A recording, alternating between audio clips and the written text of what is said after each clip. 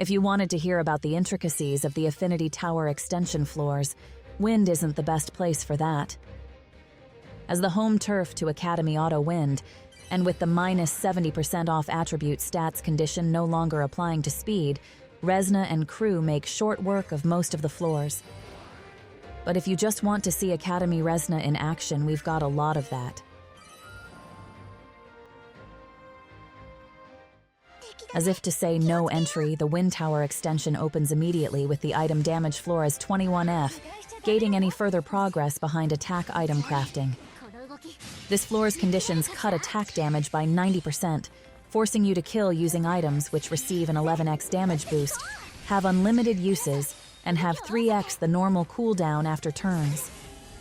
Enemies attack primarily with AoEs, both magic and fizz, with extremely high damage that kills even through 3 copies of all target defense fee. But it's not so bad in Wind, with an abundance of healing, a Ryza for debuffs, and the strong, single-use AoE Academy Uni bag that becomes infinitely spammable. Patty contributes even more item recovery, and then it's just a matter of hoping enemies don't end up on burst panels, but it worked out fine with relatively little planning. It's unfortunately a bit of a drag for the first floor, but the others will just blow by. After the first turns, with 2 rounds of item uses, they've already lost a third of their HP, so this is already relatively fast compared to the same floor in other attributes, and it being so low in the tower means the enemy stats aren't too bad. You generally don't want Patty to get the bursts on this, since it stops her from refreshing her counter, but this run is pretty improv. I've relocated all the setups to the end this time, so you can see all the action back to back, since most of these floors are just Resna power is power setups anyway. You'd also see that I forgot to unlock Meru's board, so she's level 40 for this, or was. If you need to find them, the description has timestamps, the vid should be chaptered, and there's a floor label always visible.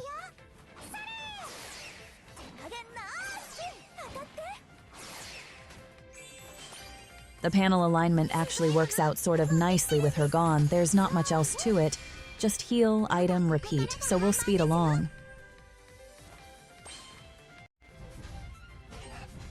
Patty is super durable, even with minus 70% defensive stats, and Ryza's burst puts in the work.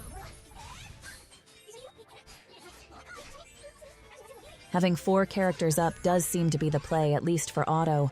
On manual, you'd probably spam a lot of S1s for positioning and faster items. This may be the most I've used Aisha since launch, you poor girl.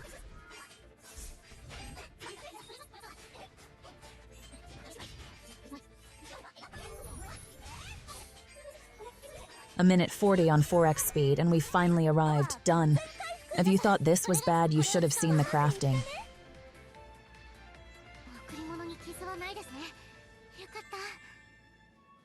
GG.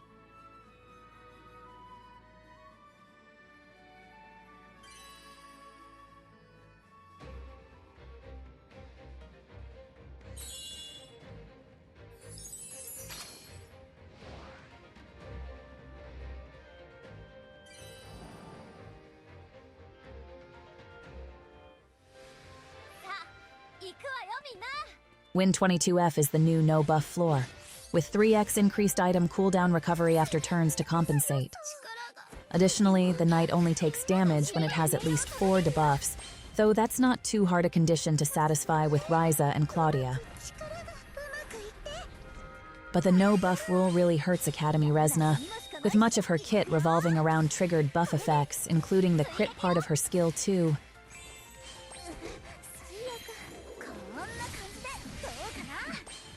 So we're bringing Wilbell for the guaranteed crit panels instead.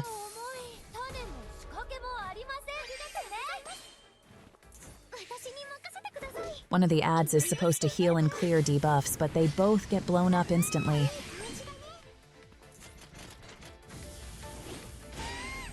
After that, we've just lined up the Ryza burst for the break, and then Resna items from the crit panel into the burst for the kill.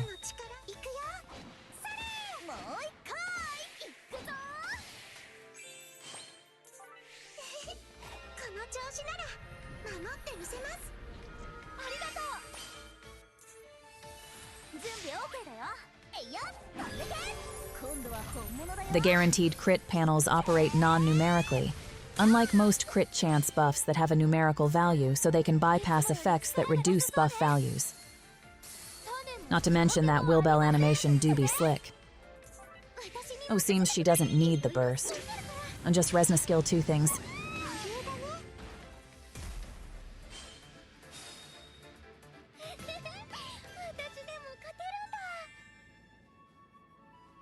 GG.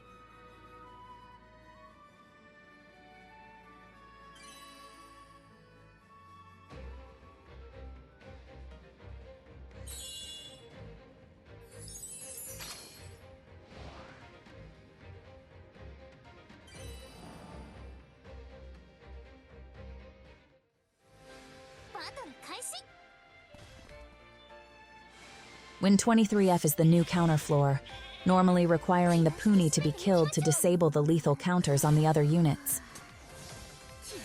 Instead, we're just gonna brute force it, tagging the enemies with Ryza's debuffs and having her face tank one of the counters, while Regina intercepts and face tanks the other, leaving Resna to wipe everything with items into skill 2.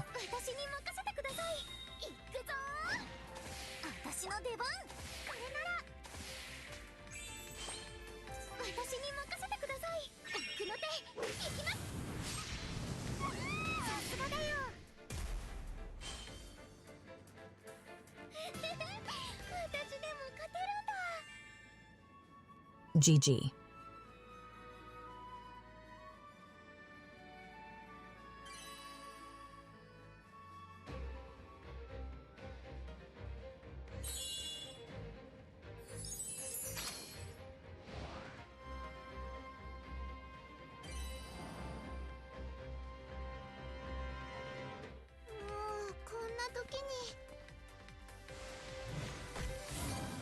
Win 24F is the alternative damage floor with a minus 90% attacker damage effect, so no Resna for once.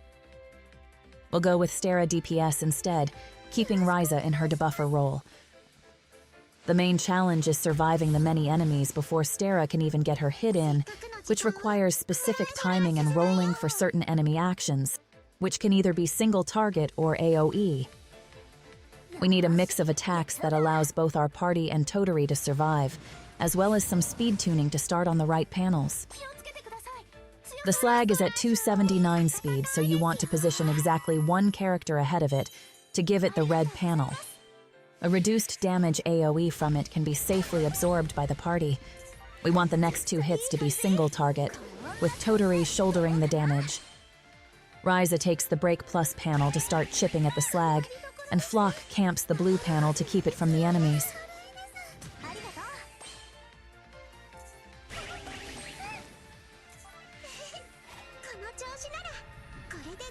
If you've made it through all that, Stera can finally nuke the ads, then it's just a straight shot to the goal with Ryza bursting to break, followed by Stera burst for the kill.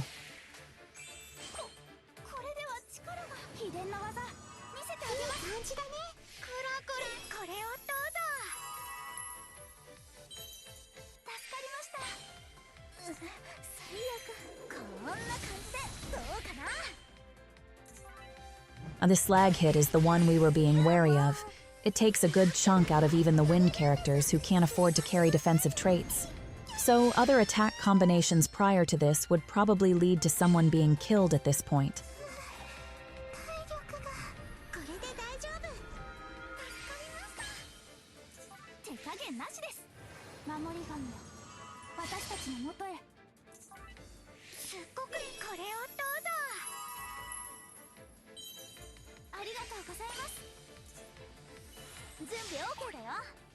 Ryza's burst is a massive magic damage up debuff, with a 50% M attack buff to your strongest magic character on break, and breaking also triggers her passive, that upgrades the blue panels under your characters.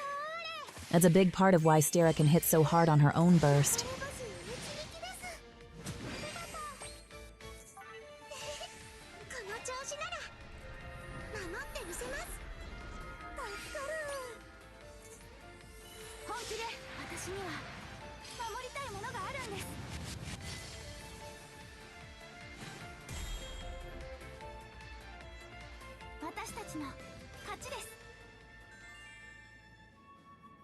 GG.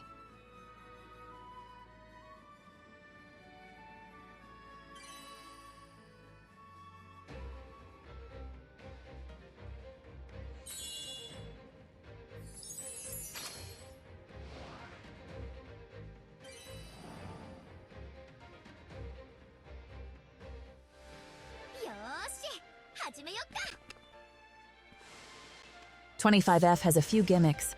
The bats are easy to break at the beginning, but take no damage until the mushroom is killed. So we preempt and take it out with Fierce Initiative. Then Resna deletes the bats on her second turn before they can recover.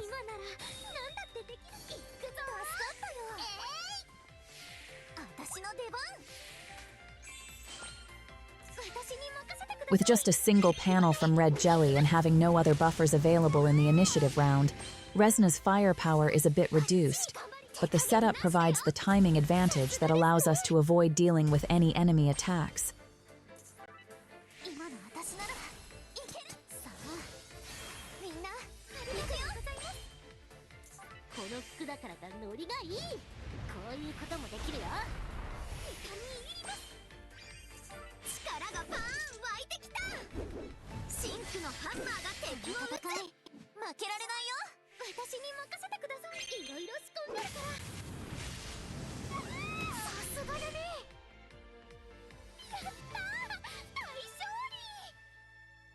GG.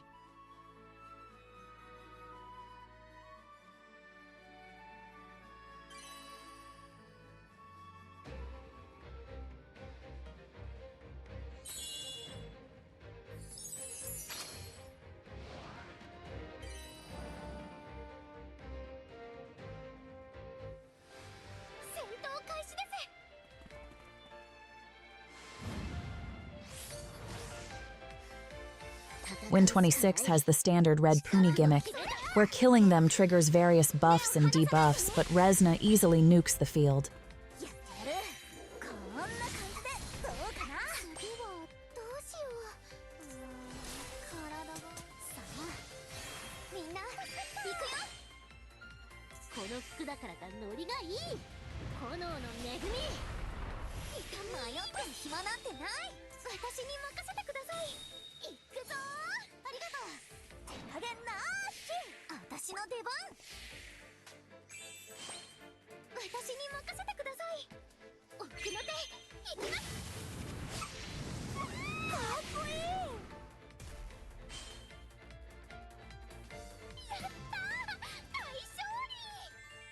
GG.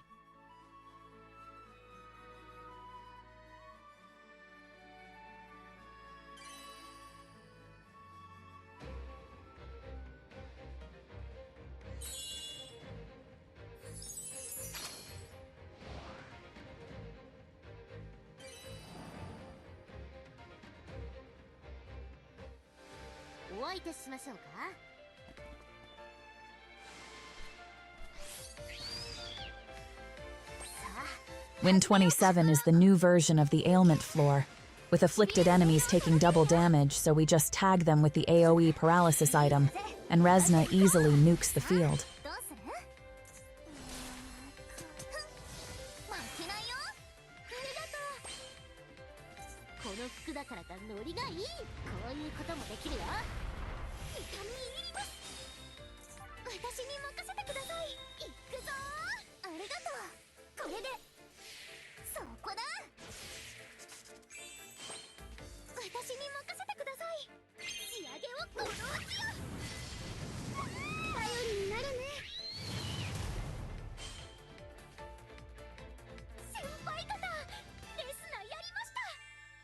GG.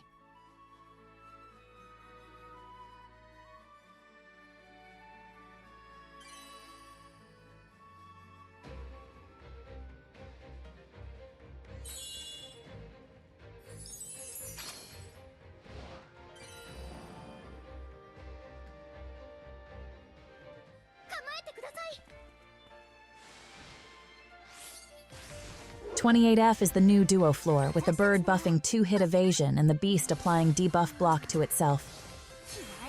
Evasion is an interesting blind spot for Resna, whose skill 2 is actually dodged, unlike bursts, so we'll need to handle it before we can nick the bird.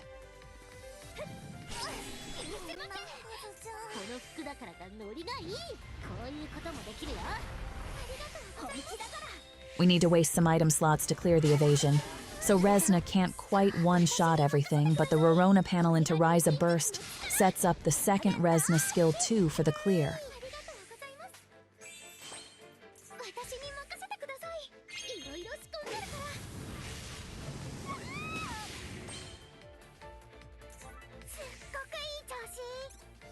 Thought for a second that the bird not dying would be a failed run, but Resna ends up getting another shot before it, and the buff from Ryza's burst and the panel upgrade it triggers by breaking the beast is enough to finish them both off.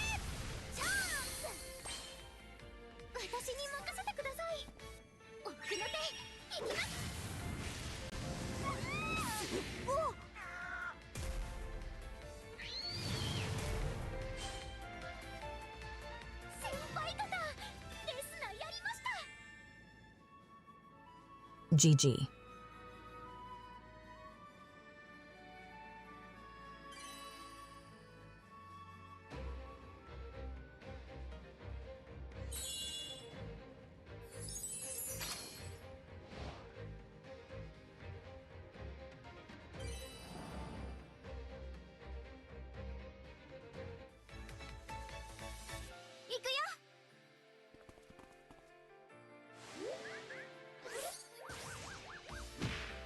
The penultimate floor 29 actually features the most basic pattern, with a single ghost with initiative that preempts you no matter what.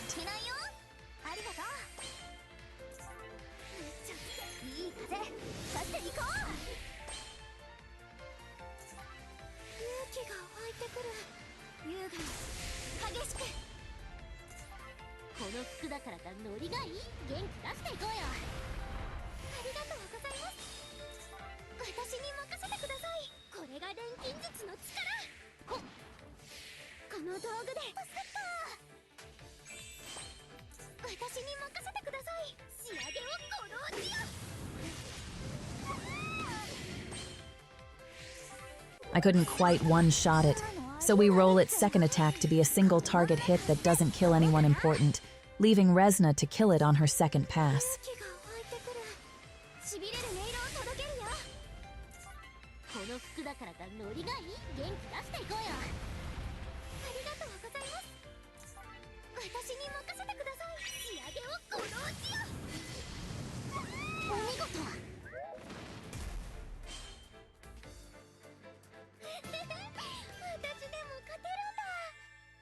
GG.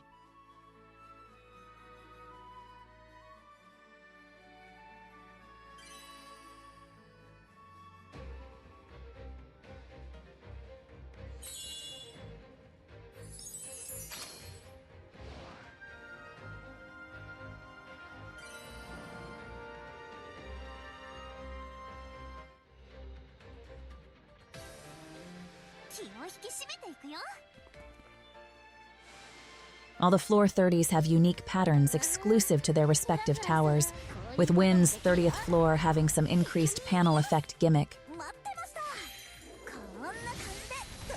And these are all two-wave fights, the second wave opening with a big AoE that kills any off-attribute units, so a big part of the difficulty on auto is just timing your items across the two waves. Wave 1 ends with Resna skill 2 from a Sophie panel, no items used.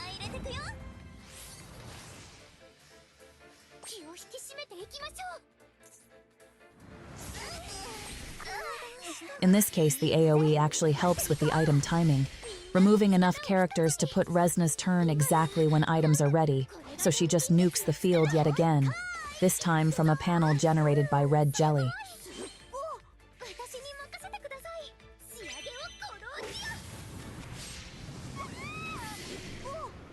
And that's it, ladies and gentlemen. Academy Resna.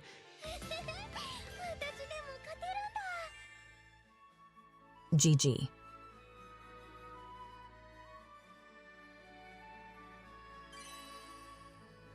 If you want to see some real fights, I have the full /21 to 30F auto up with others incoming. The rest of this vid is just the party setups for each floor, though I don't think any stand out in particular. If you're trying to decide on Academy Resna, she's extremely strong with the combo and workable without it, but struggles in the tournament format, where long fights with limited item use make it hard for her to have sustained output. Roseval and Izana continue to dominate there, at least throughout the first cycle, and their strong single-target bursts that don't require external crit sources are hard to match. But the Academy combo is the first really coherent multi-unit combination, with each piece providing unique and lasting value, and I appreciate that aspect of the design. One of these days I'll make a proper tier list, or, equally as unlikely, find one that I can actually endorse. Until then, Winter Toturi remains the only must-have unit. The rest are just varying degrees of luck and luxury, and I try to find the good in each. Thanks for watching.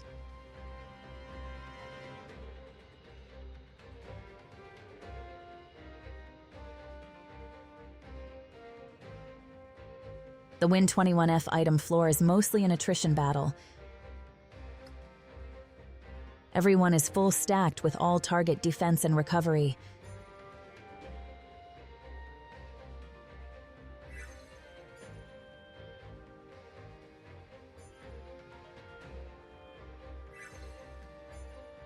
I may have forgotten some boards, but the panels worked out. That's what they call calculated, right?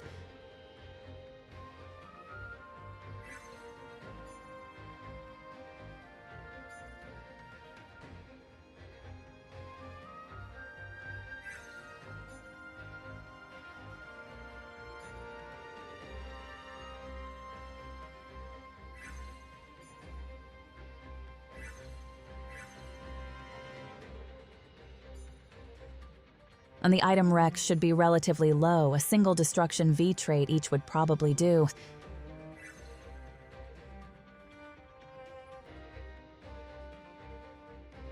Win 22F was the no buff floor with Willbell for the guaranteed crit.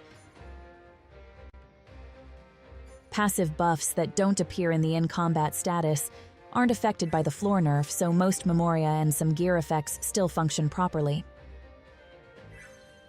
The rest is just some speed tuning to get the right item and burst timings.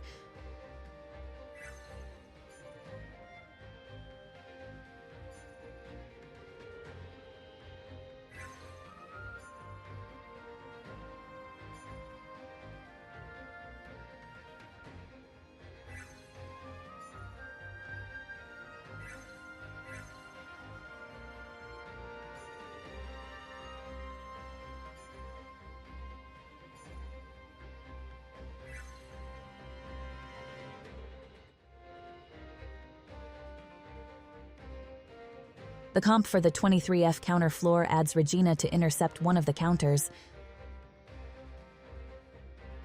Resna is in third position, preceded by Sophie laying down the blue panels and Ryza dropping the debuffs.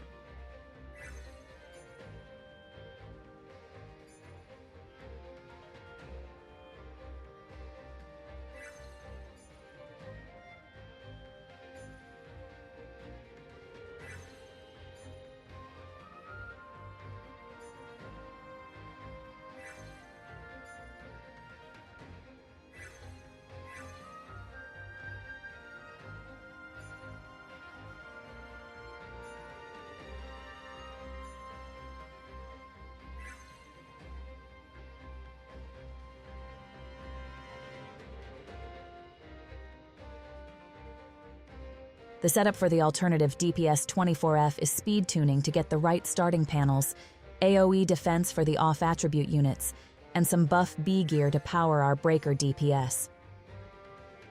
Ryza stays in her debuffer position with her usual gear, and Stera gets the damage stuff.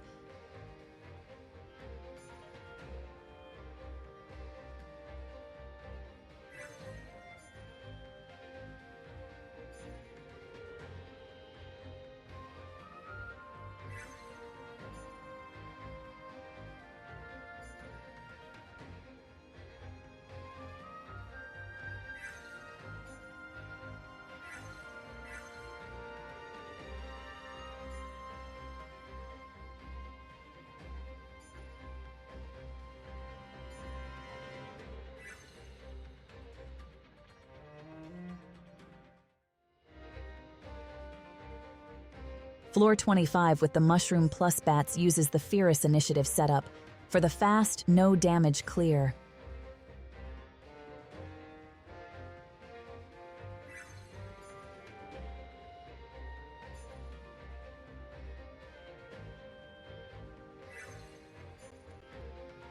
It's one of the few times where Fierce actually contributes damage, so we have the auto crit weapon and some offensive stuff on her.